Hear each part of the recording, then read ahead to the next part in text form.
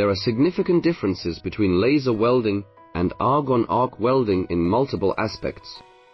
Laser welding is the use of high-energy laser beams for welding.